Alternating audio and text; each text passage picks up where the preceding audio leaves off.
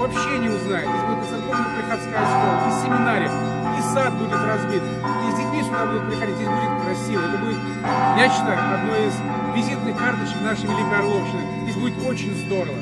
Здесь будет Русь, здесь будет всем нашим православием пахнуть. Понимаете, здесь будет победа нашей веры. Спасибо.